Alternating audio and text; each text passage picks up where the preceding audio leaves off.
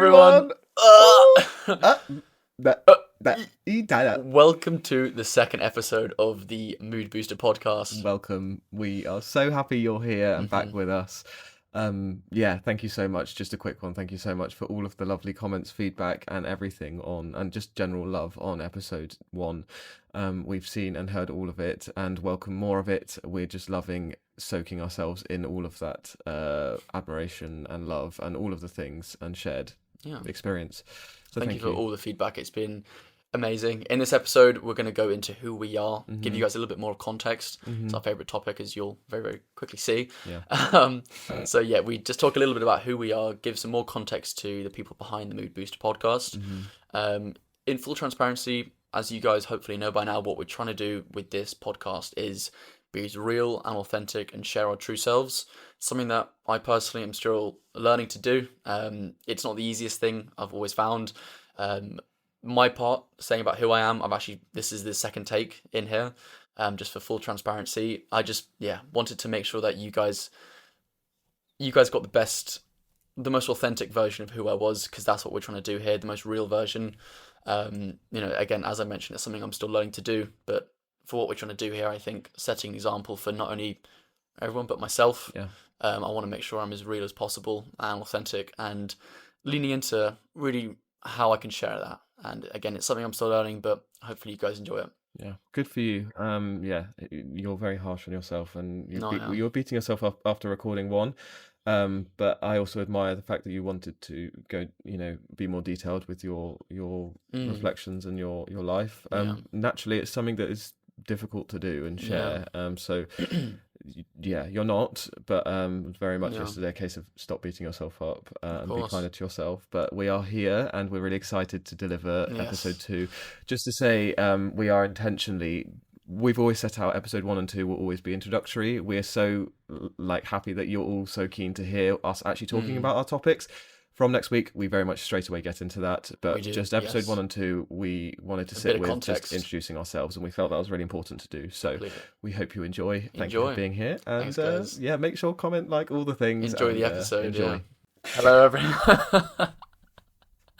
Hello, everyone. Hi, everyone. Welcome to the second episode of the Mood Booster podcast. We launched on Monday. Welcome back, everyone. Welcome back. Great to have you all here. Every time I do this, I just get giddy. This is, for a bit of context, I think I started the first episode like that. We haven't recorded in some time. We've been busy with everything, and it's nice to finally be sat down, I think, and just be doing it again. Really, really lovely, actually. And I know our listeners and viewers have as well been enjoying the marketing content, us in the streets of London, interviewing people, us around different parts of London with our microphones, just having fun, being silly. And that's been great, but we've also been itching to get back. We have been. I think a lot of people have been like, where's the podcast? When's it dropping? What are you doing with those videos? Why aren't you dropping it? And now it's launched. We're back to, as Chaos I said, the thick of it. And we're back, baby. We're now in it, recording. So today's episode, we'll give you a quick brief introduction. We're talking about our favourite topics, us, who we are, talking about who we are, giving you guys, if you don't know us, a little bit more of an introduction into who we are. And that's mainly it, I think. Just really talking and giving you some more context behind the faces and the people behind the Mood Booster podcast. We wanted these first 2 episodes to be very introductory intentionally. We planned the first one to be an introduction to the podcast, what the Mood Booster podcast is, what its pillars are, and kind of how it was conceived, which we did well, I'd like to say. Completely. And then round 2 is getting to know us, because we figure you want to know who you're listening to, and I know a lot of and what we do know is a lot of ourselves and our values will just show through what we do and not what we say, or just how we are. But it's still nice to just have a little introduction, get acquainted with one another. Welcome. Lovely to meet you guys. Lovely. So nice to meet you. It's good to meet you. Honestly, I feel like it's been forever in the making. Where have we been? Where have you guys been? Where have you been? What took you so long? Where have you been? Yeah, where have you been? So that's what we're going to do today. We also have very much appreciated feedback from the first episode. We've been asking a lot of people, a lot of friends and family, like, what do you think? And I think from what I've gathered, there's been overall feedback has been fantastic. People phenomenal seem to like it a lot, which is great to hear. Very, very supportive. We are going to take on the feedback. I think something that I think what you were probably going to say about the highs and lows. Shall I let you carry on with that? Oh yeah. Well, towards the end we do our weekly mood boost, and some feedback was that yeah, I guess I'll say it now. I was gonna bring it up at the end, but I think it's important just on the top to say our intention with the weekly mood boost is very much to bring to life the fact that we're trying to find joy in the tiny moments of life, because we often, and a big part of this podcast is we're so caught up with trying to chase the highs that we miss those tiny little moments. And in trying to chase those highs, I guess on a larger scale, we kind of lack the ability to be present in the moment, or sometimes miss that ability or miss that opportunity to be present in the moment. Yeah. So in having those weekly mood boosts and really us reinforcing, we really want to just hear whatever it is, whether you've made your bed this morning or you smelt a nice bit of coffee, as simple as that. That's what we really wanted to wait. For those who aren't watching, we are sniffing our coffee as we speak. So. For the listeners, we're sniffing our very nice coffees. Yeah. No, sorry. So we wanted to reinforce that it's not you've got engaged, you've got a new job, and those things are great, and we will shout those out as well, and we want to. Yeah. But we also want to celebrate the I guess quote unquote small moments or the everyday moments, because that's really important. And the last thing we want to do is to make people feel like inferior or rubbish because they don't have a weekly mood boost. No. Or it's all about the small things. They feel like they don't have a great grand celebration, and that's it's not a great grand celebration every week. We certainly don't have those every week. So yeah.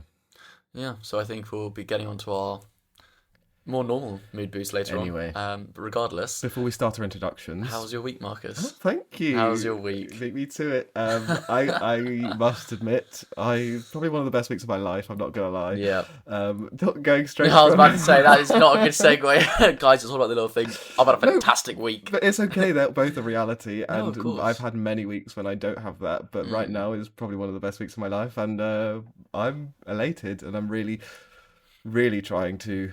Good. Be here in this moment at every second, and I was saying to you yesterday, it's going so well, and I'm so happy with all of it that I'm kind of like, it's going too fast, like stop, slow down. But I mean, that's a blessing and a beauty that if something's that nice that you're not wanting it to pass by, that's a lovely place to be. But yeah, I guess my week, we're recording on a Wednesday. We released the podcast 2 days ago, and it's just been a shower of lovely feedback, lovely comments, and as you probably gathered from last week's episode, this is something that both of us are extremely passionate about, and like we've already mentioned, of course, we love our jobs and all those other things, and our friends, our family, and everything in our lives, but both of us just feel extremely fulfilled and passionate about this project. So to see it sort of, to put so much work into something, and then to see it come to life, and it's lovely, isn't it? It, I guess, be out there and receive the feedback. To be reality and like a tangible thing is so cool. From an idea, I think the most beautiful thing that I've seen, just to carry on what you're saying, seeing something from an idea to a reality is a very lovely thing. I think it's creation through life force, and that is beautiful. And the pride that sits with that as well, right? So this was nothing else. This just came from action only. And it's beautiful that is just spawned from a thought or an idea and then action. Yeah. It's a very, very proud moment. And it's lovely because I'm not someone who often... I struggle with that sort of feeling proud about achievements and internalizing when I've done something well. And I think this is a moment where I'm just fully sitting with that pride, and I'm like, so I've done this and we've done this, and it's fully our work and nothing else beyond our grit and determination. That's good. And it's not like, we're out there on the battlefields or whatever, but we have still been working hard. We are not on the battlefields, and we are two guys in a room recording a podcast. Our grit and determination, our blood, sweat and tears. We're in the trenches, bro. Through the absolute trenches. Those 4-hour sleep nights are real hard. I know my mate Seb listening to this is like, you don't know pain. It's all relative. Different sort Seb, of pain. So with respect. Yeah. All right, Cheryl Cole. For the listener challenge to the lovely little salute there, but it was quite fighting for love salute. Quite Cheryl Cole-esque. There you go. So yeah, that's kind of, I know you've carried on from that, but that's my week, and I'm just really happy, proud of myself, proud of us, proud of this, and as you should be. Also grateful, I think, gratitude. I know we asked each other, actually, maybe this is something nice to share. We asked each other on launch evening when we were moving you in house. Yes. I don't know if we're going to talk about that, but when we're moving your house, we asked each other, what's 3 feelings you're feeling right now on the end of launch day? Or 2, I think it was. And my 2 were glee and gratitude, and I think just pride as well, which I've already mentioned. But the glee thing is like, I often feel happy and elated and all those things, but I think glee is a very specific feeling that I have and hadn't had in a long time. How would you differentiate glee from joy? For me, glee is like the visceral excitement, and like I feel like a child. Like, and so I'd get a message from a friend or a colleague or whatever, and before I had even thought about it, my body was reacting. Like I was like literally it's so jumping. And I wasn't jumping up and down, but my arms were like flailing like with excitement, and it was just what was that? Kicking your feet on the bed, literally. And it's that sort of like pure, just happiness that's like it's a glee, and I just felt gleeful, and that was lovely. And then the pride as well. It's really lovely. That is lovely. Yeah. So what about you? How's your week been? How's my week been? I'm gonna take a moment. I think it's been a weird one. I was on a call to my mum yesterday afternoon, and I think for me the expectation of what I had the week to feel like versus what it has felt like has been slightly different. I know if we're talking about what we were saying on the launch day or launch eve about what we were feeling about everything, I think my answer was pride, fulfillment, and a bit of suspense as well. Fulfillment from just having this idea and just every day acting on it, and then forcing this thing to be created. That's such a fulfilling feeling. Yeah, that it's so beautiful, and it's only come from us. No one else has given anything. It's completely off of our own backs. I think the suspense is, as I mentioned, knowing that there's so much more to do, and knowing that what we've got here is we're just scratching the surface, and so it's just the beginning, and so it's like an anticipation, a feeling of anticipation almost. But in terms of my week for this, I think there's been so much flying around the shop recently with me moving flats a couple times recently. Obviously, we did the Rome Marathon a couple of weekends ago. I think my brain's been so... Sorry, 1 second. Guys, since you last heard us... just drop that little nugget in there. Little nugget of gold. A little bit of a spice. We ran the Rome Marathon. I know don't want to interrupt you, and I want you to carry on. Just have interrupted me. But I just want to say, Charlie ran a marathon, his first marathon in 3 hours, 44 minutes. And what? Tell him. 55 seconds, yeah. 55 seconds. I'm not sure if I would have run it if I couldn't tell people that I've run it. Yeah. Massive thing, so. It was so funny. I did the Sheffield Marathon, half marathon the week after, and I texted Charlie like, no one here knows that I ran a marathon last week. The whole week following the marathon, I was just walking around being like, no one here knows who I am and what I've done. This is a god amongst mere mortals. These people not know who they're in the presence of, regardless. Sorry. It's fine. I expect a written apology on my desk in the morning, but it's fine. I'll get that out to you. So yeah, I ran that a couple of weeks ago, and I think with everything just flying around, all these big things typically, a big move or a big race, a big trip, and then a big launch, I would have felt I expected to feel these huge spikes of really high feelings, but for me it's been a little bit more monotone than I would have expected. But I think for me, if I'm really reflecting on the process of what this led up to, for me, those massive surges of glee, as you were saying, was actually from the process of doing it. So when we had that weekend in Leeds doing the marketing shoot, I don't know why, but I hold such a feeling of fondness. Like, we were in Bradford of all places. Nothing against Bradford. We love our Bradfordians. But big up Bradford. Big up Bradfordians, but it's not been a place, so it's been on my bucket list for a while. But it was such an amazing weekend just because of what we were doing and the feeling of no one knew what we were doing, but just the creation there was amazing.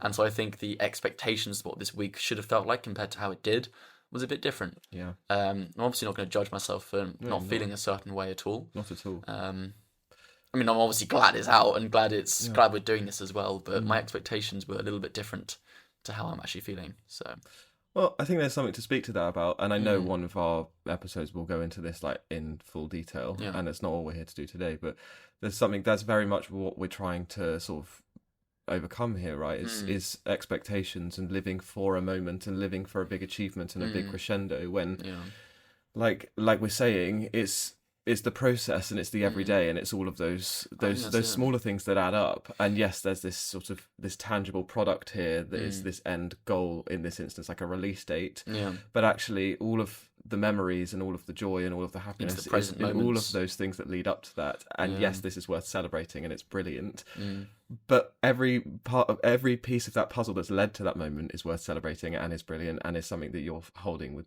like deep fondness. And that's it's really and yeah, I know you're saying you're not judging yourself for having that disparity between your expectations and how you're feeling, but it might actually be really nice that is something that is your reality, because it's allowing you to sort of reinforce what we're trying to do anyway. Is completely. I think leading onto that, I think such a big thing that I've learned, over the past couple of years, or even recently, it's just been reinforced, is how important it is to just be as present as possible. Yeah. The only moment that is the reality is as of right now. Yeah. The future, the past, they're all preconceptions or misconceptions. They're not real. They are real as and when you come to them, but the only moment which is real is the present. And I think with something as big as launch day, or this big week, which you and I have held in our minds for so long. Yeah. My mind's been in this space of the future and what the launch day would look like for a while now. So rather than being present moment, so when I was in the launch day, I was actually comparing how I felt 4 weeks ago to expect launch day to feel, rather than just being in the moment as well. I'm not perfect at it. I think the more mindful I can be, the better, but I'm not going to judge myself for not being mindful in some situations. If that makes sense. It definitely does. It's funny that I think I also had expectations of how it would go and how it would be. But I think part of me was kind of just however it goes is incredible. The best thing it can do, because that's the way it can go. Yeah, and I think I'm someone who's kind of been used to, or for whatever reason, I am just, this present situation is what is presented to me. Therefore, let's make the most of it. And I'm not saying this at all has been bad, but what I'm saying is I'm kind of malleable and adaptive in that way. So yes, a month ago I might have been like, oh, well, huge launch party, all of these things, PR, whatever, and that very much didn't happen. Yeah. But like in my mind, in this present moment, I'm like, however this is happening, it's happening, and this is amazing and it's beautiful, and I truly have no qualms if it looked any different. I think the most beautiful thing is seeing, as you've mentioned, people who just show affection and show they're actually watching and listening to it. It isn't, I don't know, I wouldn't say I'm the most self-doubtful person, but for me, even when, I think it was Monday morning, I walked into the office and I was talking to someone else, and Rachel, one of my colleagues, before she even saw me, heard me and was like, come on, launch day, let's go. I was like, what? I spoke to her and she only listened to about a half an hour before I even walked in, and I was like, this is fantastic. Yeah. So for me, it's not the launch day, or it isn't the launch party or the massive things, it's someone taking time out of their day to say that, hey, I've given it a listen and I think it's great. Yeah. Or even though I think you can improve on that or this. The fact that they're listening, I think, is such a cool thing. A question I have is, which I didn't realise. I knew before that you sort of had a mismatch between expectations and how you actually felt. Has the way I've sort of been feeling, or sharing my expression of emotion in terms of being like gleeful and like just pure elation, has that had any sort of impact on how you're feeling, or your interpretation of your emotions, or making you feel a certain way? I don't think you feeling a certain way has made me doubt my own self more, if that's what you're alluding to. Good, yeah. I think that's what I was wondering, because it hasn't. If I was feeling a certain way and then the person next to me, especially when it's a shared accomplishment, was like, this is amazing, whatever, I could easily see myself being like, why am I not feeling like that? Yeah. And I didn't want that to be the case, and so I was just checking in, I guess. No, obviously, thank you for asking. I think I'm quite good at, if I do toot my own horn, knowing my own feelings are different from someone else's, 100%. Because we've got different experiences, we're on different life paths, and everything we've done in our lives lead up to how we feel in that moment as well, for our own experiences. So I don't think I was sat in that moment being like, oh, Marcus is so gleeful, why am I not feeling gleeful? I don't think I was quite feeling like that. I think it was more me building up such an idea of the launch day in my own head 3, 4, 2 weeks prior, being like, oh my god, this day's gonna feel like this and that. When I get to the day, instead of being present and just thinking that, I was trying to compare it back to how I thought I'd feel, which is in itself something to look at. Yeah. But But ultimately, you still felt ultimately, like I'm saying all of this because I'm probably being quite hard to try and peel it away. Ultimately, it's been an absolutely wicked week. Yeah. Full of excitement. It's been non-stop this entire week, and this entire 2-3 months has been non-stop, and I love it. I wouldn't change it for the world. It's incredible, isn't it? Yeah. It's so fun how busy it's been. But, oh my word. Yeah, you've just moved west as well. So, I have. I'm now a West Londonian. I am over big up West London. We're not getting into an East-West debate this morning. Saying goodbye to my East homies over there. But that the was home slew over in East. Good old. I do. The home slices. The home slew. Yeah, the home. Plural for home slice. Right. Oh, nice. Home slew. God, every day's a school day. The home slew. Every day's a learning lesson. I might go get some slew of bread downstairs. Is that the same thing? Am I using that badly? Who are you? Who are you? Marcus, nice. Dr. Marcus Paul, nice to meet you. What's your name? I have no idea. Oh. I've got split personality disorder. Okay, that's not. Is that funny? No, that's not funny. We shouldn't joke about that. I was laughing at something else, but anyway. Anyway, so speaking of Dr. Marcus Paul, do you wanna? I'm great at these segues, guys. One thing you'll learn, I'm a little seguer.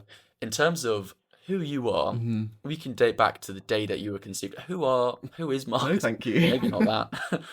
For the listeners, for everyone who knows of you or thinks they know of you from your social pages or from seeing you, how do we segue into who you are? Okay. Where do we want to start? So now we're going to take some time, I guess, talking about me. I think so. Not my favourite activity, but I'm really really interested. You guys skip ahead to minute 25 to hear about me. No, it'll be yeah. Do not skip in 1 minute. Skip over to minute 22. Shortest episode. Hi, Marcus. Okay, bye. Your turn. I'm Charlie. See ya. Lovely episode. Great. We've got to end. Okay, cool. So my turn. Yeah. My name's Marcus. Hi, nice to meet you. I did just clarify it was Dr. Marcus Paul, but that's jumping way far later down the line of the timeline of my life, I guess. I'm in my late 20s. If we're talking demographics, I grew up in the Cotswolds, a beautiful place to grow up. Very privileged growing up there. Had a lovely childhood with my parents and my 3 older brothers. I'm the youngest of 4 boys, which people are often like, oh my God, that's like, crazy. Firstly, how did your mum do that? And just your parents are crazy. But we just had a lovely time. I'm quite significantly younger. They were all quite close in age. I'm not significantly younger, but they're closer in age. And then there's 4 years between me and George, who's the next brother up. But yeah, just like normal childhood, as you would expect. Just playing around in the fields, had lovely big gardens where we'd just mess around. Like memories of Dad would. One year it was really exciting. Dad got I don't know why this memory's come to my mind. Got the sit-on lawnmower. So like one year, like it was a huge exciting thing because we didn't have loads of money growing up. Like my mum was like is a freelance hairdresser, and my dad worked sort of like an IT tech firm, and was like a technician, and so one year was a huge thing. We got to sit on lawnmower, and I just a memory came back of my brothers and I just like think it was the most exciting thing in the world, just like zipping around in the garden on the sit-on lawnmower, thinking like big boy. Anyway, I don't know where that came from. But yeah, so that was my sort of childhood. My parents divorced when I was around 11, 12, and then moved around once or twice through that. Just again, I guess my parents divorcing. I know I'm not sort of taking away my experience by saying what I'm about to say, but I know that that's something that a lot of people go through, and I don't feel personally, maybe I haven't been introspective enough up to this point in my life, but where I have tried to be, I don't feel like that's like massively impacted or adversely impacted my trajectory or my life or anything like that. Being honest, I feel like I dealt with it well and have been able to be resilient to that, which I know a lot of other people aren't, and that's also okay. But yeah, that was I guess just a reality of my background, and something to mention. I was, I guess, an average student at school. I wasn't very nice at some stages, which I do hold a lot of like remorse for, and there are certain people who like come to my mind of like where I guess if I'm being honest, I would pick on them, and that's not really nice. Wow. But like I was bullied as well, and I feel like there's a product of that, and also just like looking back now, can you see that was a product of you being insecure? Yeah, and maybe this isn't their experience, but I never in that moment felt like I was truly like bullying them. It was more like jibing and like winding up like the youngest sibling sort of thing. But even still, regardless, I don't really love that about like when I was 14, and I do like remember that, and I know that those people, like even those people since then, like we became really good friends, so like whatever, but it's something that I still just was part of there. And I in school was, I guess, not an average student. I always say I'm an average sort of in every, I guess it's a self-deprecating thing. Yeah, I know.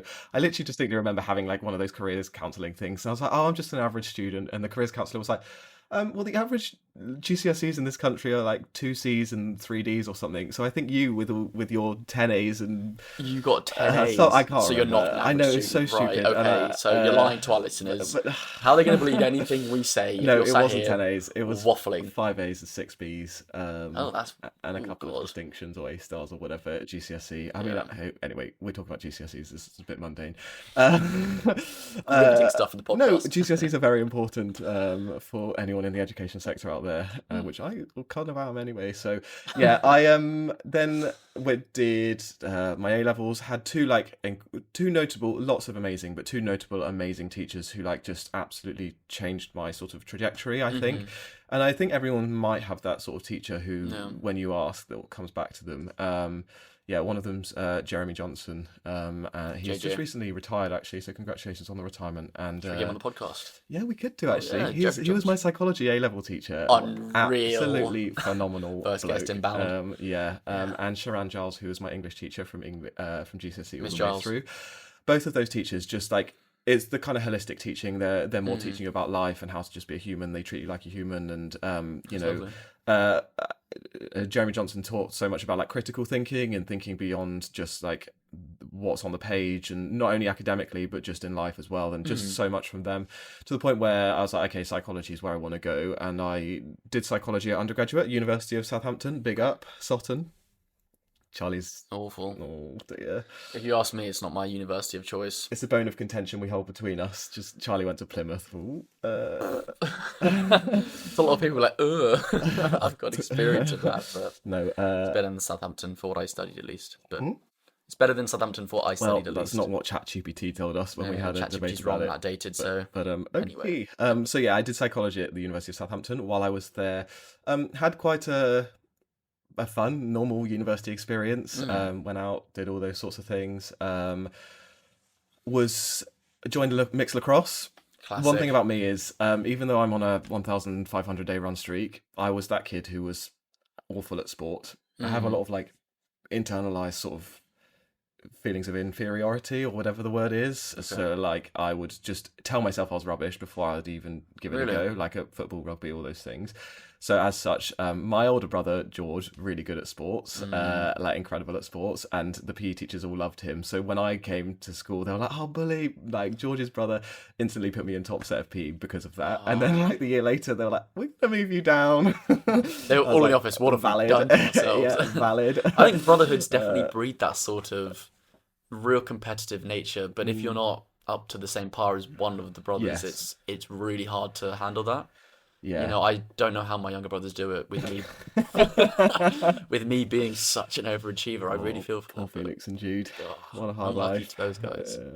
Hopefully they make it one day. But yeah, no, so I... What was I saying? Oh yeah, so I was rubbish at... Well, I said I was rubbish at sports and like it just felt really awful. But then when I went to uni, I was like, okay, well, let me try this, but let me... I guess because I would have been so far behind with things like football and rugby and stuff, I was like, let me try a sport where most people start on the same level at university. And I know people go to private school, play lacrosse throughout their schooling time, or a lot of people do. But a lot of people at university have never even touched a lacrosse stick before. So joined mixed lacrosse and very quickly excelled and had a lovely time. Became second team captain in second year. Wow. And then vice president in third year. Oh, and had a great time with that. Do you still play? It feels like a distant memory. No, I don't, but I do miss it. I am part of one of the London lacrosse mailing lists, and I intend to go, but I don't know if I ever will. You're a watcher in the a catcher in the rye, a watcher in the rye. I know they email all the time. Actually, it's a little bit annoying, but unsubscribe. Yeah, so that was that, and I really enjoyed lacrosse. And then, unfortunately, in my first year of university, my dad passed away. So on the 15th of March, I remember it obviously vividly, which naturally I feel like you would, or some people would. I was sitting on my bed in halls, first year halls, and I got a call from my brother. And I was revising for my midterms for cognitive psychology, I think it was. I don't remember these sorts of things, so it shows like it's kind of a distinct memory. And yeah, he just said, nothing to worry about, but Dad's in hospital. He basically they found a tumor, and they just need to see what's going on, but they think it's cancer. And that was the 15th of March. Basically 3 months to the day, it was just extreme deterioration, very quick. And on the 15th of June, he passed away. So I don't know why I'm already getting upset about it, but I guess it's very valid. And he passed away on 3 months to the day. It was just such a whirlwind and every moment that led up to it was kind of like, and it's to no one's fault. I'm not conspiring here, but you know, the doctors were like, "Oh yeah, we're just waiting for this thing to happen, then we'll start the treatment, and then we're just waiting for this management to happen, then we'll start the treatment." And that was in the hospital he was in. And then it was kind of like, "Oh, actually, now a bit of time's gone on. We're going to send him to the hospice so he can just get a bit more energy, and then we'll start the treatment." And then basically, it just never happened. And do you hold anger at them for that? I think I did at the time. Yeah. But I don't hold on to it now. I don't.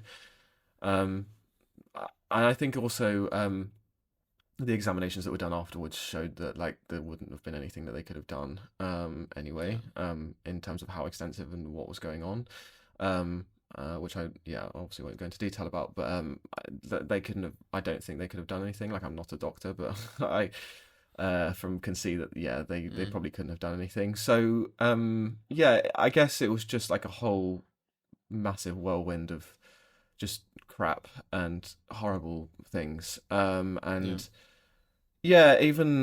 I don't know. You just never believe it, really, do you? And even in the moment when you can logically and rationally see that this is happening and that this person is coming to end of life, you're still just there holding their hand like, "Oh no, it'll be okay," and like wishfully thinking, or like walking around the hospice gardens and just being like, "Oh no, it will turn around," and then it just doesn't, and then they pass away, and it's really sad. And that kind of happened when I was 19, and I stayed at university because I just didn't want, and I knew he wouldn't want me to like stop my life. I knew he would have wanted me to carry on. And just smash everything. So I kind of continued doing that, and I guess everything I do now is in part helping, like contributing to that and making him proud, as well as my mum and my brothers and things and myself. But yeah, that was a big part of that. So I stayed at university, and it was really difficult. And in reflection, like in the moment, I didn't realize, but I was a horrible person. Like, and I don't know whether they would have the same perspective, and they might be a lot more gracious about it, but I feel bad to the people I lived with at the time in second year when I came back, because as you do, and maybe that wasn't healthy either, but like it was just typical going out drinking and all those things, and every time I was drinking, I was just like, I use the Jack Russell analogy. I was just like a little Jack Russell. I was just like big mouth, just chatting so much caca, referencing last week's episode, to everyone, and just being like verbally nasty, just a nasty person. Did that come about because you were just angry at the world, do you think? I think logically that's where it was coming from. I was still very much grieving. I mean, you don't really start like grief were you even at grieving at that point? I don't even know. I think it's 12 weeks, or it might even be 3 to 6 months. You don't even properly start grieving. Like, a lot of bereavement counsellors wouldn't even take a referral until like a few months have passed, because like the dust hasn't even settled yet. You can't even begin to unpack it. So that happened in June. I then went back to university in September. End of September, it just started to happen. And so I don't hold like regret for that or anything, and I'm still like, they're some of my closest friends to this day, and just wonderful people for for carrying me through that. But that's something that happened, and it was my way of, I guess, not that I knew at the time and still don't know, but that's probably my way of going through that. Another way that I did go through that, and is a huge part of who I am now, is running. And it's funny, and something it's not funny. It makes very much sense. But you speak to any runner, and they've all got some story. Sort of trauma. And so some of the last conversations I was having with Dad before he could talk anymore were about how I just started running. And I was going to just get into running and maybe do a race. And he was showing like pride with that, and sort of we were having conversations about it, and it was lovely. And something I guess no parent's perfect, something that I struggled with my dad when I was younger is how I wasn't really into sports and those sorts of things, and he very much was, and like would love that. And so therefore that was another thing that I just felt a bit like crappy about.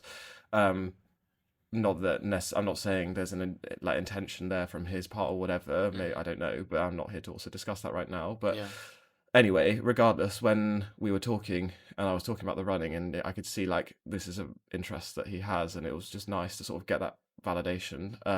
Do you think that's still part of why you run every day? Is a little bit of you holds that as a piece of him? I don't know. No, I think a lot of my being now is seeking my own validation and knowing my worth and getting that internally, and knowing actually potentially if there was a lack of validation or appreciation, I'm not saying that were the case, but if that were hypothetically, that would be a reflection of that parent and them being not practicing the best parenting skills, for example, and not because I did have a lack of worth or I was any less worthwhile or whatever.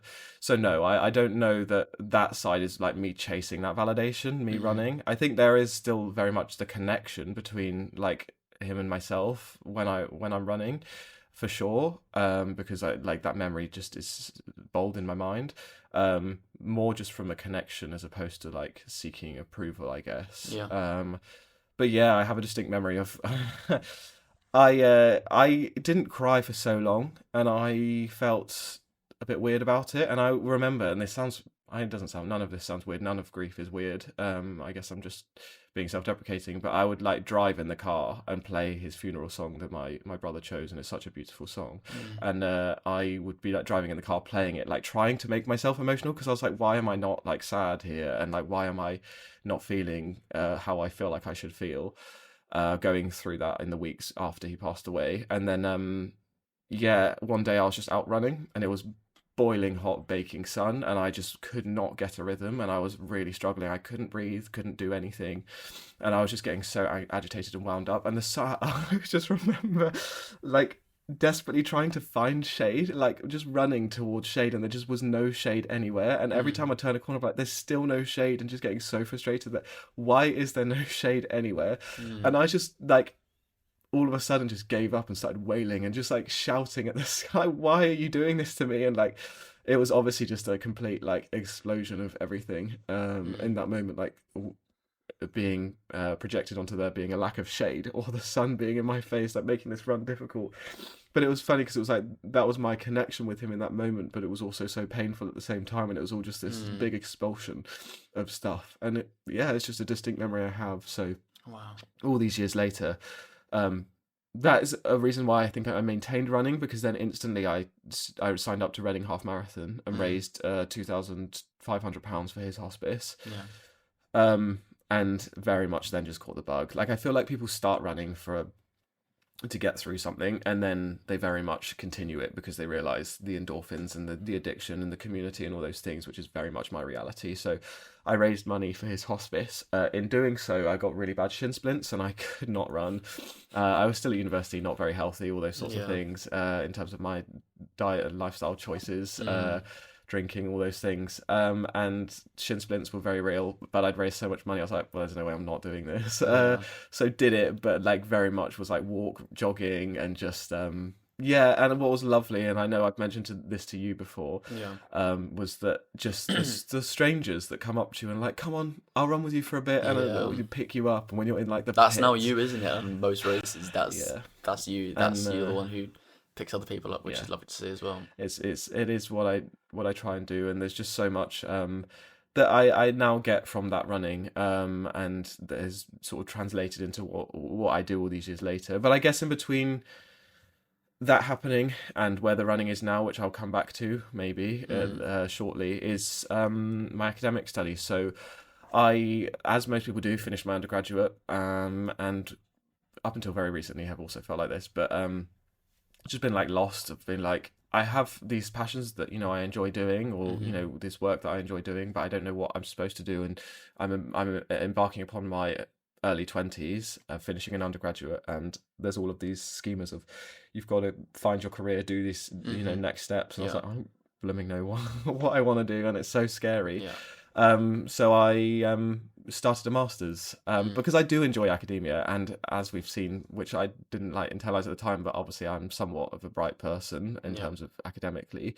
I started a master's in forensic psychology because I really enjoyed the sort of how we can help individuals and help individuals who, if they're not helped, end up in sort of antisocial realms or antisocial behavior, and if there's things that we can do, and then completely stigmatized and completely shut out from society, and it just becomes a perpetual cycle of sort of stigmatization and being shut out, but then that's just making their situations worse and their environments worse. So how can we help that or prevent that even happening in the first place?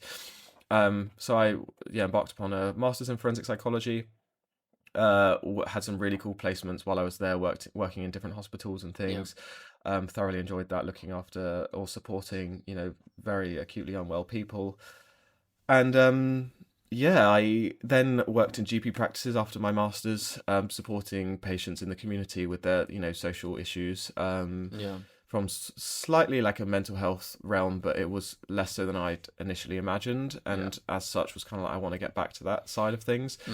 Messaged my supervisor, who was my supervisor for my master's, because she was brilliant and really empowering as a supervisor, and just said, I don't know if you know of any research assistant jobs coming up, but can you let me know? And she replied instantly, being like, the PhD scholarship is actually open at the moment. Do you want to give it a go? And I just was like, I'm not going to get it, but I've got nothing to lose. Like, I had no investment emotionally in this application, because I was like, I just did not believe for one single second it would happen. So I was like, well, I've got nothing to lose. Let's just see.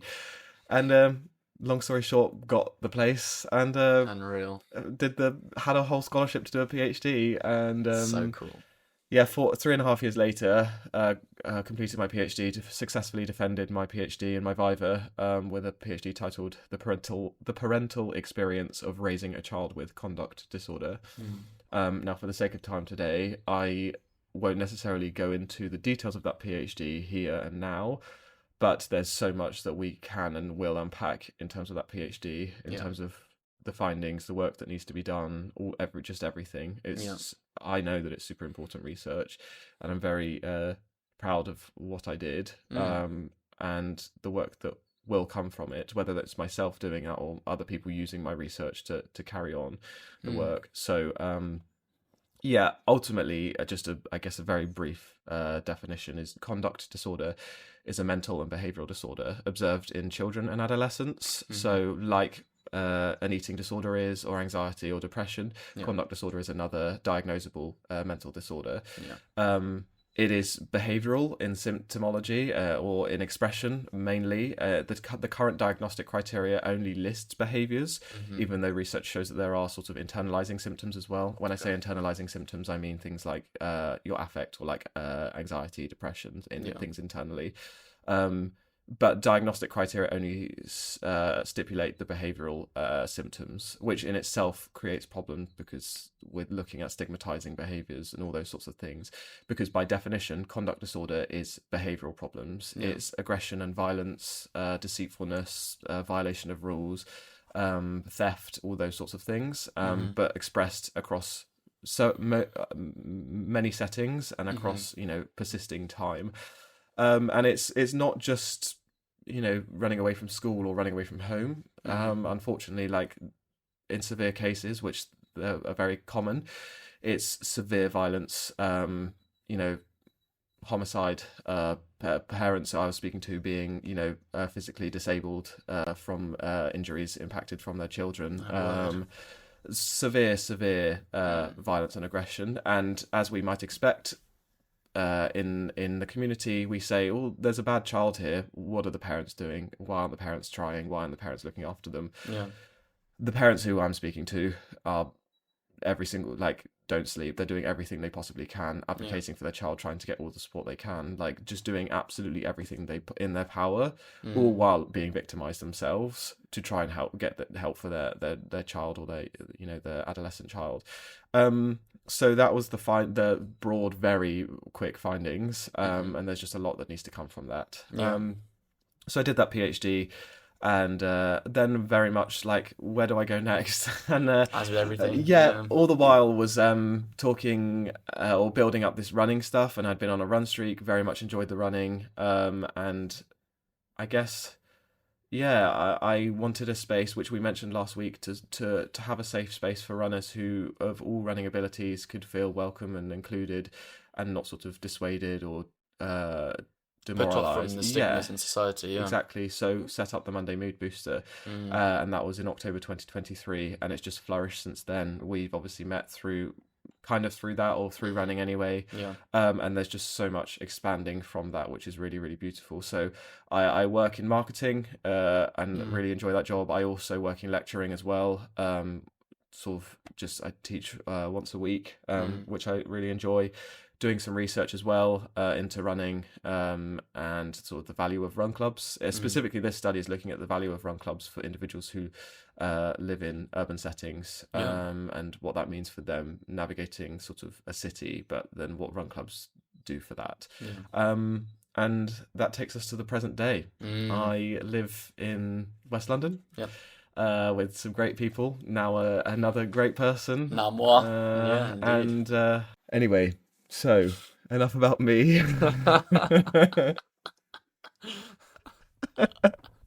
I'm sick of talking about me today. You've been just chatting away. Non-stop. Cannot get this guy to stop talking. Sorry. Ask him one question about where he went earlier. It's just, this is me. My bad. My bad. So, Charlie. Sorry, what's your name? Nice to meet you. My name's Charlie Allnuts. Charlie John Allnuts, actually, the middle name. Wow. It's very, very important. Cool. Charlie John Allnuts. Can you tell me about where you're conceived?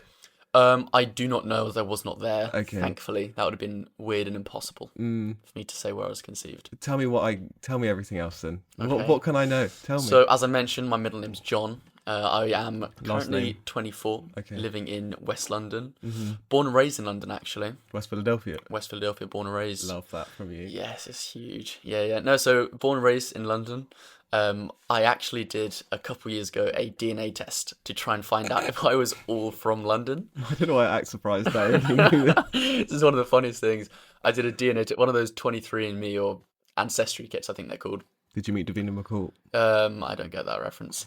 Anyway, who is that? Is that the X Factor? Sorry, judge? Just one thing about Charlie as we're introducing him. He doesn't know who Davina McCall is, nor does he know who Fern Cotton I know is. Fern. No, I know who Fern Cotton is.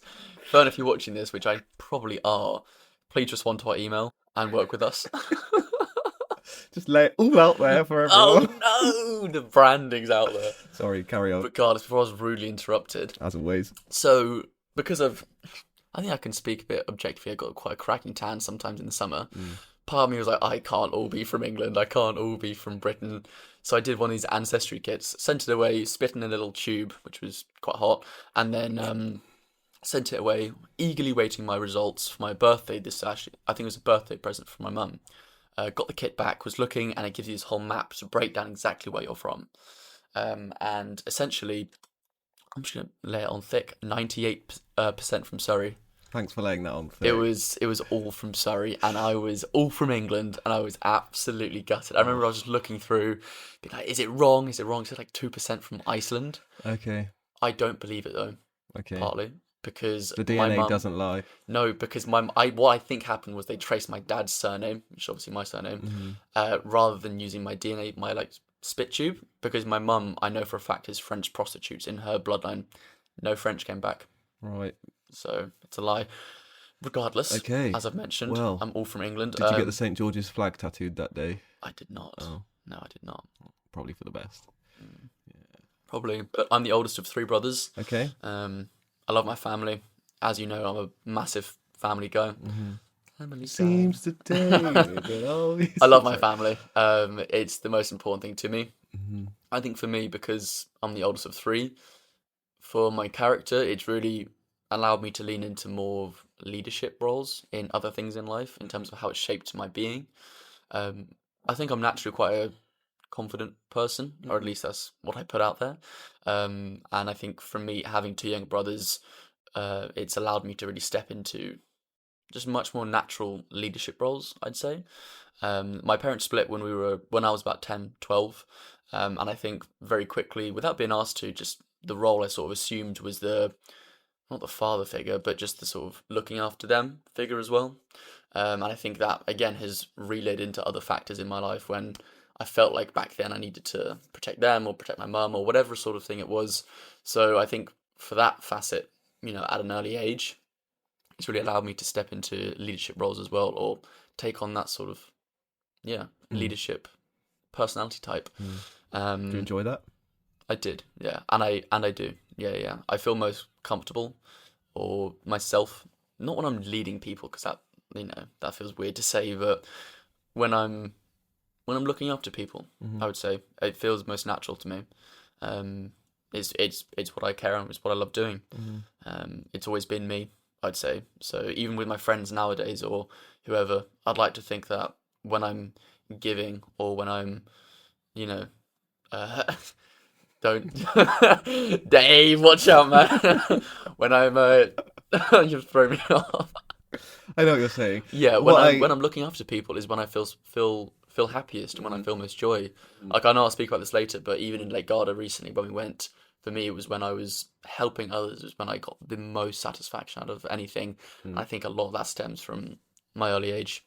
Yeah. Of me being a young boy. I know what you're saying. And I don't know if you'll be too modest to say this, but I know you've said to me in the past that in your friendship group, people sort of look to you, or your friendship groups, you're sort of known as the carer or the one who's helpful or has a good advice. I think so. Yeah, recently in the boys chat, in the guys chat that I have, one of them was going through a bit of a tough time, and it was quite nice. I think I'm not sure how realistic the actual tough time was, but one of my other friends, Ben, he was saying that Charlie's really good at usually giving this really good sort of sage wisdom, and I thought that was a lovely comment to make. Yeah. If I'm seen as the one who gives the nice advice, it's not too bad, is it, at all? Really lovely. So I think that's something that I appreciate in our friendship, is the fact that we sort of both have that and can bounce that off of each other as well. It's lovely to see. Yeah. So that was me at an early age. In school, I know you mentioned that you were a average student with your straight A's. I hate the fact that you said that. Yeah, that's awful from you. I actually was very much a below average student. I was not good at all in the schooling system. I think I chalk a lot of it up to my dyslexia. Very dyslexic. Me and my youngest brother Jude both are. The thing with dyslexia, at least what I've found, I wasn't diagnosed till I was like 16, 17. Super late in the schooling system. None of the teachers knew. I think because I didn't gel with the schooling system or the sort of way it worked, I just didn't focus, and that allowed me to, lean into this class clown, sort of comedian type role, which of course allowed my grades to really suffer as well. I think the interesting thing with, at least what I found with my experience with dyslexia, was that as I've said, it felt very under-researched or understudied, even with, once I had my diagnosis of my dyslexia, even then the most they said was just, oh, use a laptop just to like study, and that felt like not a cop out, but it just didn't feel like any sort of part of the education system gelled with realistically the way my brain worked. Now, saying that, I didn't work very hard in my GCSEs. I didn't revise at all, so I am going to take some personal responsibility here. But I do feel like a huge part of my brain, or the way I learnt and worked, wasn't really fitting in with the whole education system at all. Yeah. I think it's a lot of why my grades spiraled as well. It's tricky, like having a, one system for all people, where we're individual learners and have endless ways of learning and optimal learning. So if your brain works in a way that isn't really functioning or doesn't do well in the traditional education system, it's so easy to see how then that you just completely sort of slip away from that. Yeah.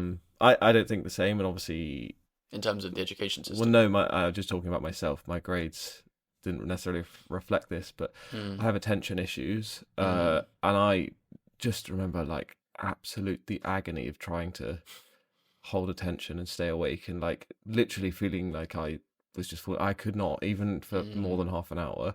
And I know people are like, oh, TikTok, all these things now, but like I've always had attention issues.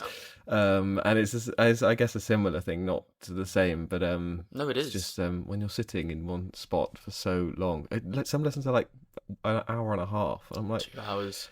You expect a 13-year-old to sit there and absorb all that information for that long. But anyway, my priorities back in those years was gaming. That was my vice. I remember I had these free periods back in A levels. This is how long it actually lasted until during A levels. I had these free periods on like a Wednesday afternoon from 4 till 6 or whenever the hours were after lunch.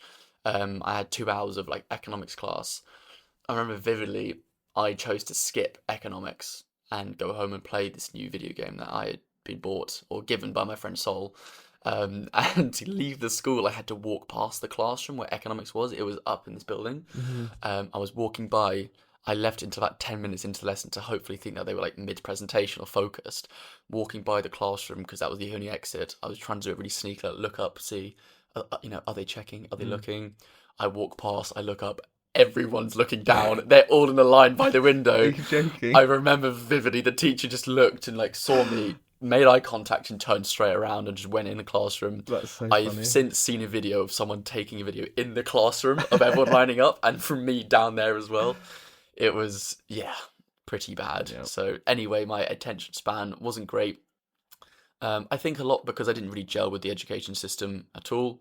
For a lot of my schooling period, I didn't really have a passion or find something that I really wanted to pursue either. I know a lot of my friends back then were doing business. They were looking to go into law, maybe medicine, whatever it was. I just felt like I didn't find that at all. And so that led me to, when I was looking at university courses, just follow my friends and think, what are my friends doing? Business management, let me do that. That sounds like an applicable course. And I feel like a lot of people still do that these days. Yeah, definitely. It was something that I fell into. And it was a shame because it didn't breed that sense of curiosity in me, which I think school should be doing. I didn't have that. Now, part of that, again, as I've said, I take personal accountability for, but I also take it that my learning type wasn't really flourished back then as well. I do just think, like, at the age of 16, 17, how are you supposed to know what you want to do? And for some people, if they do, that's great, but how are you supposed to know that? But because we are in a system in the UK where university is still kind of the default. It's kind of like, well, you finished A-levels, of course you're going to university. Yeah, and then you're going to get a job. Yeah, obviously not for everyone, but of course probably for in your school and the people you were surrounded by, that was definitely the default. And as an academic myself, I'm like, I can see that's so deeply flawed, and not everyone should be in university. I remember back in A-levels, one of my, whether it'll happen or not, we can obviously make it happen. One of my goals for like life, I just recall, I think I've said this to you before, was to, if I ever get enough power and influence in my life, was to completely change the education system from ground upwards. Nice. I don't know what that would look like. It takes a lot of learning for me to do, but I'd like to have a hand in that if it can be. Changing some sort of format to cater to a lot of different minds and a lot of different creatives. I know a lot of my friends who were dyslexic as well, so creative, and it just felt stamped out back in school.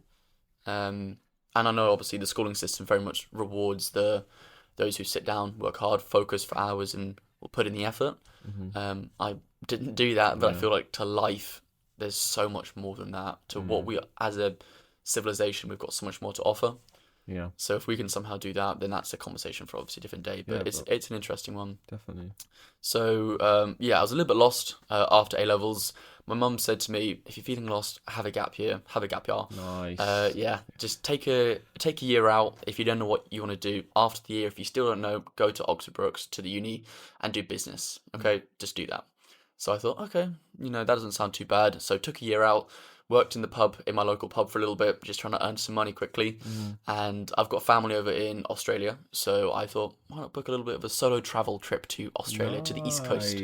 Yeah, so for the first... G'day, mate. Yeah, g'day, mate. So I thought I'd try that side of the world for a little bit. Okay. So I went out there for the first 2-3 weeks. I was with family friends, with my family for a little bit, bouncing around Sydney area.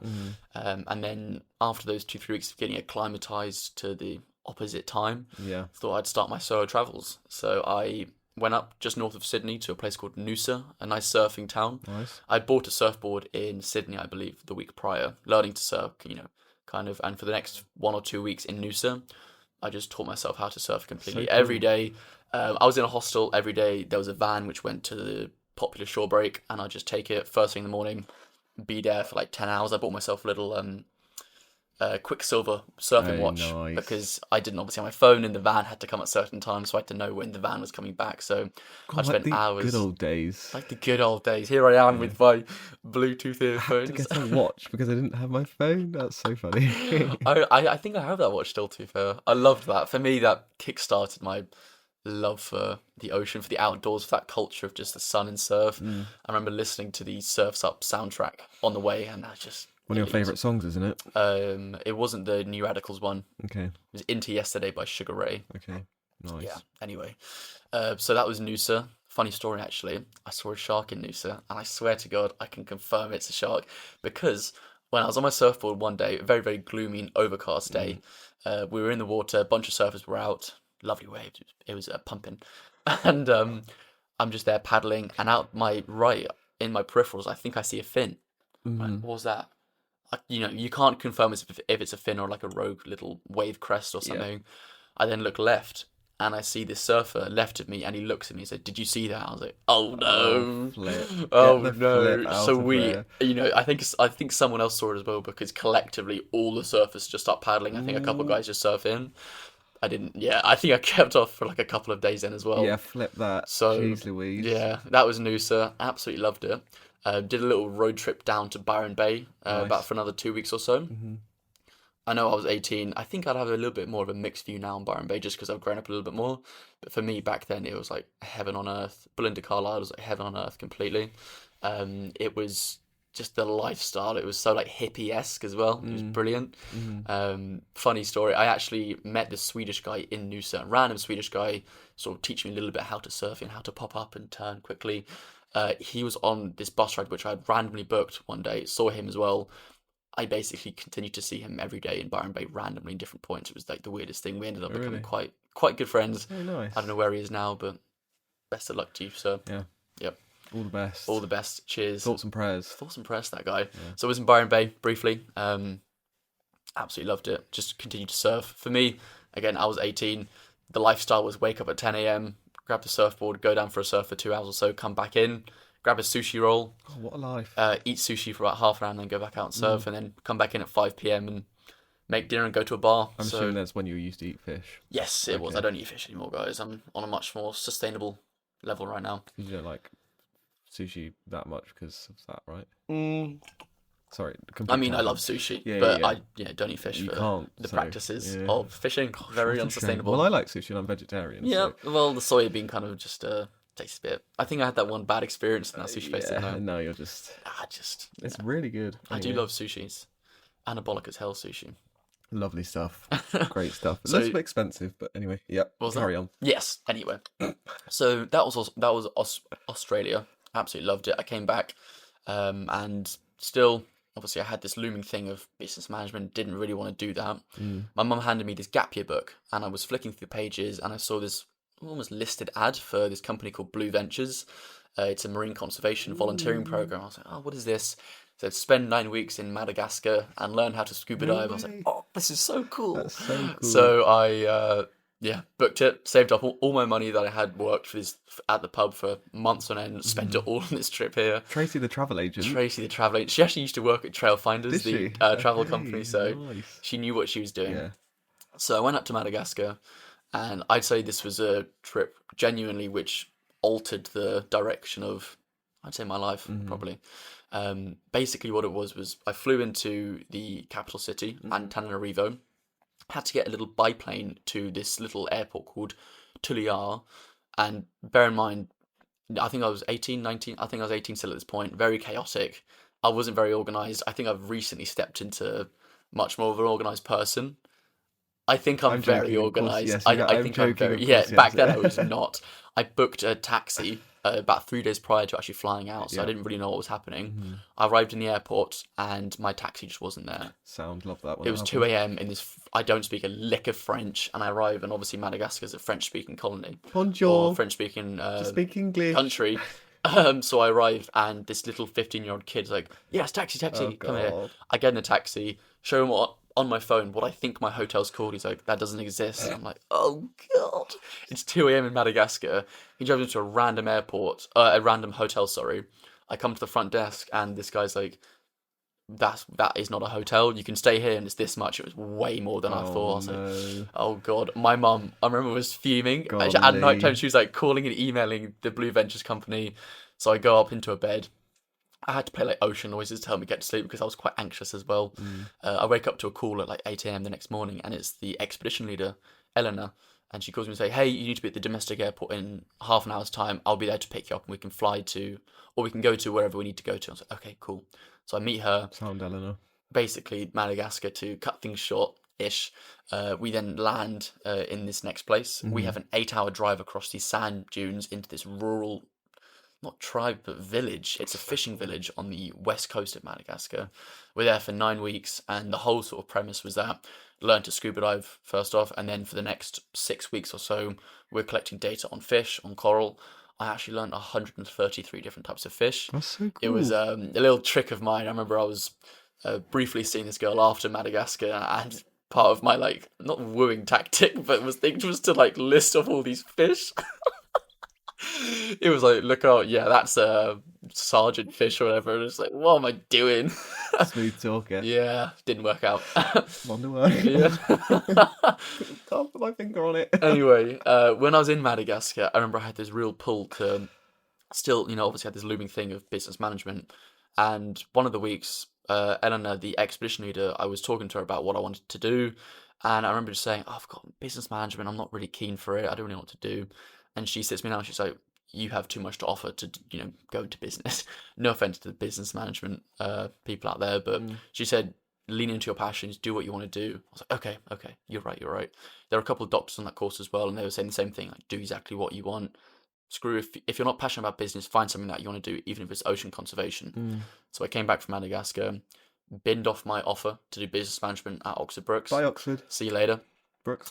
And I got an non-unconditional, and I got an offer to study ocean science and marine conservation at Plymouth University. Big up Plymouth. Big up Plymouth, the best place in the earth, Yep, in the apparently. world. Wouldn't know. Something to say? Wouldn't know. Something to say there? Maybe Mr. not. Southampton? Nothing. We already know which was better, but we don't need to compare. No, I know I don't. No, well, Because mine's better. Not what you said earlier, but okay, fair enough. Regardless. So, went to Plymouth. Instantly, absolutely loved it. The course, the people doing it, it was so much more me. Like, everyone there was surfy, scuba sort of person, or at least the people who I was hanging out with. The lifestyle was a lot more outdoors. It was by the coast. So during the summertime, I still stand by this. You probably won't agree. Apart from London or maybe even Mauritius, Plymouth is one of the nicest places, I believe, during the summertime in the world. Now that's probably I literally can't that say. is probably skewed by my own bias and memory and nostalgia, but it was. I just remember the memories are so fond of just that time as well. I categorically can't say because I've never been to Plymouth. Well, I have places like that in England that I'm like, this is the best place outside of in England, if not above other places outside of England in the summer. So I know the feeling for sure. But I can't say I've never been to Plymouth. So I'm unlucky. You should go. Maybe one time. There's a nice Premier Inn right on the corner of the roundabout. Easy Hotel Premier Inn. Yeah, there's a lovely. It's not Iberica. What's it called? Ibis. I stayed in the Ibis Hotel last weekend. Did you? Yeah. Big up Ibis. There are other hotels available, guys. Other hotels are available. We're not sponsored by Ibis yet. Regardless, so I went to Plymouth. Found some good friends. Nice. Loved the course. I did my dissertation on it was an assessment of the sustainability in the global trade of coral. Pardon me. Oh, pardon. Oh, pardon me. Someone's gassing. So for me, what I found was by far the most interesting part of my course was coral reefs. And so I spent basically most of third year studying coral reefs, how sustainable the global trade in them. So people often harvest them for aquariums, jewelry, whatever these things are. And I was pulling all this data to try and figure out if this trade was sustainable. Found out it's very much not. Yeah, I was going to A say. lot of these Southeast Asian Spoiler. countries are, going far past their exports. But that's another conversation for another day. It's How did you collect data on that? What was your data? It was all. Was it like a systematic review or something? No, it was. I just found all these data sources online. Okay. Of. How did I collect data? It was just online. It was obviously secondary data. I wasn't collecting it myself. I wasn't speaking to the governor of Indonesia. Okay. Saying what are your exports looking like? You didn't do that? No. There's a lot of Excel. There's a database called CITES, I believe it is. Okay. CITES, and it basically looks at all the trading data of everything globally, all the animals, all the corals. So I was basically collecting data through there. Okay. Loads of fun. I absolutely loved that. I remember one of my fond memories of doing it was one of my friends. He worked in a brewery in Plymouth, and one evening I just went there, sat down. He was working, just serving people, like 4 beers, and I was just ripping my dissertation for like Nice. 4 hours one evening, and it was lovely. Yeah. Just loved that as well. So that was my dissertation. Throughout most of third year, I was trying to get a job for after university. I was trying to get what is next, and I think a lot of me still held the ideals of Madagascar, of living in a hut on the beach, that sort of surfer bum lifestyle sort of thing. I was really trying to go for that, and so what I was looking for was that essentially. I was messaging a couple of dive schools in Thailand for after. Ended up speaking to someone in Koh Tao, sent him my dissertation. He was looking for a marine conservationist, someone with a bit more experience in research as well, because that was a field that he was trying to flesh out in his own company as well. Sent him my dissertation. He loved it.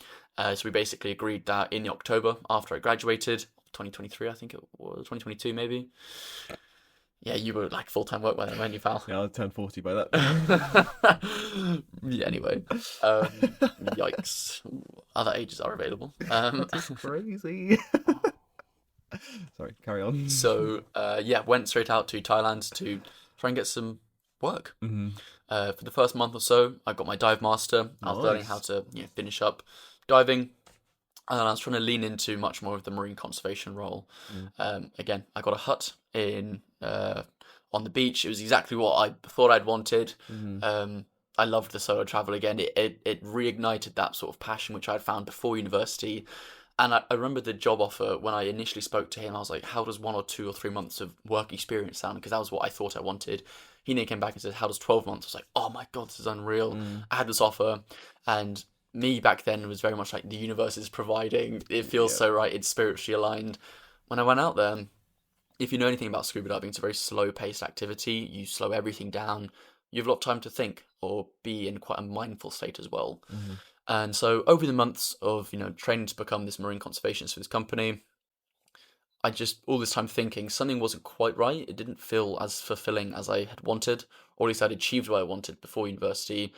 And I felt like there was something still more. The job in the end didn't end up being what I had intended, or what was meant for me. And I think over the months of just doing what I was doing out there, scuba diving every day, I had a lot of time to think and reflect on what I was wanting. I had a lot of pulls back in the UK as well. My relationship, my family, the sense of more opportunity as well. And I think just over the months of being out there, I felt this real misalignment with what I thought I'd wanted and what I actually wanted, and that misalignment allowed me to feel quite lost. I loved the lifestyle out there, waking up, go to the beach, have some fruit, do some Muay Thai, go scuba diving, the sun, the sea. That's exactly what I love. But still, even with all that, I found I was getting sick of it, which was the weirdest thing to me as well. Too much of it. And so after about 4 months or so out there, I basically called it and said, this isn't working for me. I don't feel as fulfilled as I should. Something isn't right. So a lot of thought, I came back to London.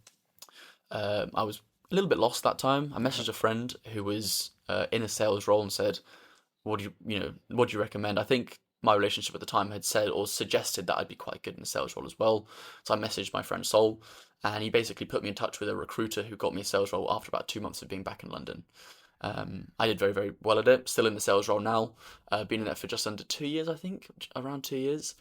Just under 2 years. And that was really where I am today. But something that I've found was that even coming back to London, I still had that feeling of being quite lost as well. And I think for the longest time I had almost blamed London itself for that misalignment of feelings. I blamed the city itself. I blamed my surroundings. Obviously with any big decision, I had feelings of regret, of what if, all these feelings there. And I remember when I was out in Thailand, I really tried to make myself saying, listen, this is a big choice you're going to make. Make sure it's one which, if you go out there, you're not going to look back and say, what if? This is a choice that you are convinced of. And I think most of me was convinced of that. But when I made this decision and I was, in this new role, such a change from what I thought I'd been wanting to do for so long, from even before university. It even went back to the time when I made a decision to not go to Oxford Brookes. Weirdly enough, the guy who put me in touch with this recruiter went to Oxford Brookes and did business management. So I was like, how does that work? I made this choice here and I'm back, in the path which I thought I had chosen to not go in. And I was blaming London, all my external factors for that misalignment, when realistically it was, I think, me who I wasn't looking inwards onto. Okay. Not to blame myself, but I didn't have the tools at the time to look inwards and really try and question why I wasn't happy or what I felt like I was missing. Yep. And only as of recently, I feel like in the past 6 to 8 months, I've gotten quite good at really leaning in, maybe even more recent than that, leaning into looking inwards and finding happiness from within. I feel like in Thailand, if I wasn't happy, and in London, I wasn't happy, there's a pattern there of these places change. And whilst the novelty might be there when I first arrive, that very, very quickly wears off. Before you get to the stage of looking internally, how does that's got to... And I say that probably from somewhere that I've probably felt similar, but how does that feel? Like, you have this idea of your identity being attached to this career and this passion in this place. Firstly, that in itself, coming to that realization that that isn't the case and that wasn't a reality. And then coming back and still feeling that somewhere else. Like, that must feel... It was really, really hard. I'm going to be honest. It was a tough time. And I had these schemas of thinking I couldn't reach out to my loved ones either and tell them how I was feeling. I had this, and I know a lot of young men have it, but this feeling of you need to handle it alone. If you're feeling lost, work through the pain, work through it, go to the gym and lock in is ridiculous. I felt like I couldn't reach out to anyone and say, I feel really lost. I feel like I've not made the right decision. What are these feelings of regret, of despair? All these feelings, it's... Where do you think that came from? Not being able to. I think for you. I think it dates back. I mean, if I'm trying to be really introspective, I think a lot in my childhood I didn't feel like I could open up. As I was mentioning, a huge part of me was looking after other people, my mum or my brothers or whoever it was. I didn't really hold space for myself when I was younger. It was never something that I allowed myself to do when I was growing up from 10 to whenever. So I think it's these patterns I fall into, or at least used to fall into, where if I was going through a tough time, the automatic trigger would be to not lean into it, put it aside and say, how can I actively work through this? What's the logical steps to work through it? Not sit with these feelings and just let them fester, which is not very healthy at all. And so I think when I came back and I had this real divide between where I felt like I was or where I felt like I should be, I distinctly remember saying to myself, I feel like the universe isn't looking after me anymore. And I think back then, like as I mentioned before, Thailand, such a huge part of me, when the job offer came through, I was like, oh, this just feels right. The universe is here. I'm spiritually aligned with what I should be doing. When I didn't feel like that, it was me, I think, looking inwards. Yeah, I felt like my path wasn't clear to me anymore. And that, fogginess to my path was really scary as well. Feeling like I didn't have my purpose, my passion or whatever it was. I think it was just me not allowing myself to feel these very normal feelings of confusion, especially in an early 20s, especially when you're making a big transition 100%. From a different country, you're trying to find your path. Even now, still to this day, it's tough to think, where do I fit into this world? And I think something that I'm learning as of right now more is, you don't need to fit into this world. It's you. You are this world. Technically, everything is, life comes from within you, not at you.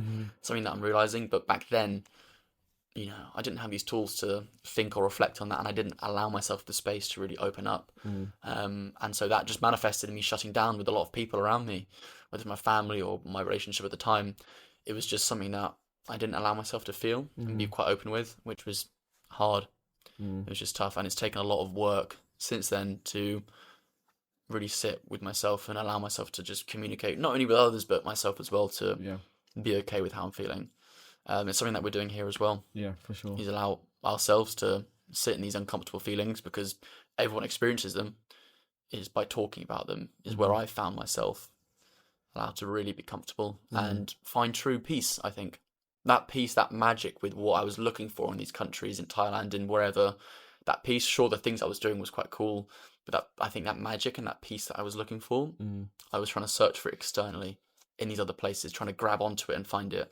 And then when I didn't find it, I'd blame the place. Yeah. It's like, oh, this place isn't right for me. I need to be back in marine conservation. I need to look inwards. Who am I? Look after myself. Yeah, because I remember when we met, you were like, "I'm not going to be in London for very long. I'm going to find a coast and be working whatever." You know, it was just because of where you were at in your headspace.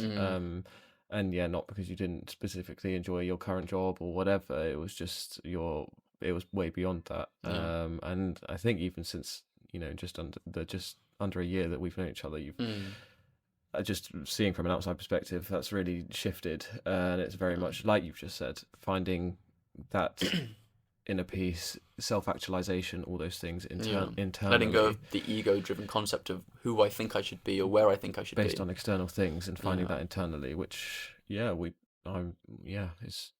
hard to do. It is. I think a question I've always asked myself beneath all the layers is, where should I live? Where should I be? Trying to really grasp onto these locations, and no answers come to me properly. You know, there's not been like one standout and to be like, oh, I want to be here, I want to be there. I feel like for myself, you know, as soon as I had let go of that idea of where I should be and just find the best in where I am, it instantly transforms into something completely different. It actually provides that magic of where I was looking for with that question. I think I was just asking the wrong question to myself.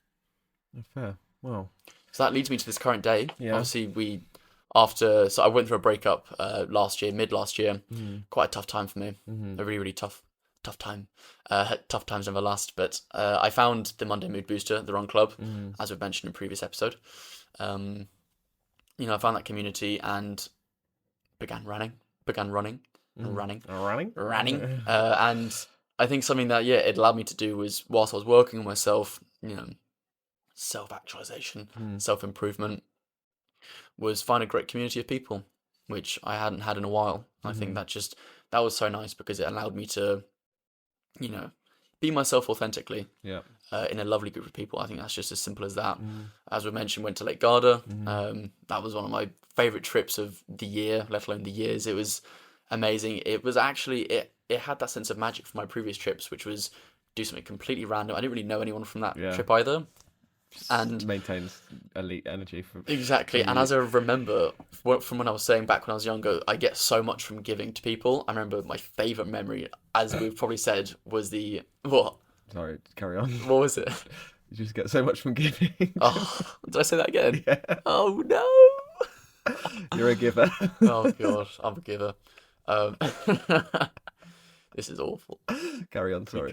No, carry on. One of my favourite memories of this trip was the finish line with you, me, Mark. I mean, there was a load of other people there, but Mark saying to me just before the finish line, can I please put my arm around you as we finish? And I'm like, yeah, sure. We see the finish line as we turn the final corner. He put his arm around me. I don't think he'd run further than like 7-8K. Yeah. God knows. And he put his arm around me and we finished, you know, the race. And he just turns around and just screams like, let's go. He looks at us, pure elation. Yeah. And the feeling of seeing someone else or help someone else achieve that, by far bigger than any sort of race completion that I've done. Yeah. It's insane, isn't it? It was, I think, the closest thing one can get to crack cocaine or heroin. Yeah. It looks like good stuff, clearly. Exactly that. Hit me up. Hit me up, yeah. So, yeah, that was lovely. And I think just seeing what I get from giving to other people was lovely. Yeah. And I think that trip and this club shows that a lot. How did that then, I guess, reflecting on that, going through those things internally and at the same time going through really difficult things, how did finding those sorts of moments or sitting with those sorts of moments then shift your perspective, or how did you interpret those when you were reflecting on, like, you know, you got home from Garda? How was that feeling? My God, I was on cloud nine for so long. Do you remember it? Yeah, that feeling. I was on cloud nine for so long. It was incredible. I remember because something a habit that I've adopted since the breakup was journaling most days. Just whether that's to keep me level-headed, just to keep me present in the moment, or at least know how I'm feeling. I remember after that trip, I came back and was like, these people are some of the best people I've ever met in my life. The trip was surreal. Everything around it just felt so amazing. And I think it just allowed me to want more from that. Nice. How can I create that feeling again and again and again through creation? Seeing what you had done with the club from nothing to create those feelings was anything, but it was so inspiring. So I think a huge part of me was like, how do we do this more? How do we lean into this more? How do we grow this feeling? I think that's what we're trying to do with this as well. Yeah, 100%. And I'm beyond proud of what and now we and the other ambassadors have done with and are doing with the Monday Mood Booster Run Club, and just of course, TM. Seeing those people gel together and look after each other and be amazing human beings for one another. It's beautiful, isn't it? It's just the most wonderful thing and experience. It's lovely. Very proud of myself and all of us. Not just the ambassadors, the whole club, to be honest. But yeah, if it weren't for me, and let me sit with that for a moment, if it weren't for me and my doing, it wouldn't be there. So that's really cool. And if it weren't for you and how you are, you wouldn't also be there, and then continuing that on as an ambassador and everything else. So true. So let's internalize those things. It's really cool stuff. So that leads us to the present day. Nice. Where we are now. Well, that's a bit of me. It was lovely to meet you. Lovely to meet you too, man. That's a great. I thank you for that. I learned a lot, actually. Oh, yeah. I know we know each other very well, but we do. Many things I didn't know, and I'm sure the listeners will also have very much enjoyed all of that. So thank you for sharing. No worries. I appreciate that. I feel like we did well to introduce ourselves there, and I know the listeners, especially from their feedback, said they're just really excited to see what we're actually going to talk about. And from next week, we will be very much just diving straight into our topics, our weekly topics, whatever it will be. So thank you for sitting with us as we're sort of just rightly so, and we wanted to do that, introducing this podcast and ourselves and things. I think just before we close, as we do every week, and as we mentioned at the beginning, we have a weekly mood boost individually. It's not just our mood boost. We want everyone to let us know. So we put a story out on our social media every Tuesday morning where you can reply to the story and let us know your weekly mood boost. You can put something in the comments of one of our posts or on the YouTube video of the podcast, for example. We're checking all of these platforms on TikTok as well, but there is the specific one on the Instagram story on Tuesday mornings. We just, like I'm reiterating without sort of honing on about it or banging on about it, we just want to celebrate little wins and boost our moods, and when our friends and our communities win, that we win, and when we win individually, we also win, as in with each other. So like I say, yes, you've got a new job, you've just got engaged, you've just had your first child, amazing, life-affirming stuff. That is a huge win, and we'd love to celebrate that, but we also want to celebrate you smelling a nice coffee, you seeing the sun this morning, or whatever it is. They're all important and all valid, and maintain in the day-to-day life. We don't have those huge highs, and that's why it's lovely to focus on those small little moments. So do you have your one? I do. There are... Can I say two, or is it two? Yeah, so you're going to do Amy's. And I saw Sam's as well. Do you see that one? Yeah. I didn't. He just posted up this morning, to be fair. Oh, really? So okay. Amy did a half marathon, which so was unbelievable. One of my colleagues, Amy, did the Sheffield half marathon. Was that with you? Yeah, amazing. Was nervous about it, put a lot of work into it, and smashed it out the park. Cracking job. So well done, Amy. Well done, Amy. Well done. Congratulations. And the second one is Sam. I just saw his message. He's over his sickness and back to sport. Huge. Okay. He's overcome a sickness. Nice. That's lovely. Yeah, he's back to it. I also have another one. I was on the phone to my mum yesterday, and she was talking about her little wins. And for her, she saw 2 robins in the garden. Just like, she has a robin that's in her garden all the time, and then there was another one that just showed up, and it just made her really happy to see these robins just like being companions with each other and just sitting there together. And it was just like a lovely little moment that she sort of cherished in that given moment. And I thought it was a really nice example of those small little things of just noticing and being present in that moment, to notice that in the first instance, to be like, oh, those robins are having a lovely time. And letting that, and so like sinking into that and letting that be part of your day, and a lovely part of your day and her day. So that was nice to mention. We have had other ones. Yes, we can't, for the sake of time, we can't go through every week all of them. We see them and we love them. Please do keep sending them in, but we just have chosen a couple or a few today. Any little win, it could be as you've just said, anything as small as smelling fresh grass, fresh cut grass. It can be anything as small as that. Sitting in a nice vintage Italian car. Listening to really good jazz music, buying a house, conquering the world. Moving to West Reinstating the Roman Empire. Oh, was that not what you were going to say? Oh, sorry, misalignment of... Anyway, I think that's a nice introduction to who we are as hosts. Any other questions, let us know. We can answer them. I think as of the next few weeks, we're just going to get straight into the other topics, which we're really interested to begin speaking about. But hopefully you guys know a little bit more about who we are, what the Mood Booster podcast is. Thanks for joining, guys. Yeah, thank you so much. It's honestly the biggest pleasure. You can probably see in our just how we are. It's the biggest pleasure in the world, and we are so happy to be doing this and to be having you along the way and to be hearing all your feedback. So please just keep it coming. Just as a reminder, you can watch on YouTube, you can listen on Spotify, all of those different platforms where you can get your podcast. But if you wanted to watch, it is on YouTube. And we are here, our lovely faces here. So just thank you so much. Thank you, Charlie. Thank you, Marcus. It's been an amazing first week. It's been unreal, hasn't it? Just so happy to be in this moment, whilst also excited for just where it's all going to go.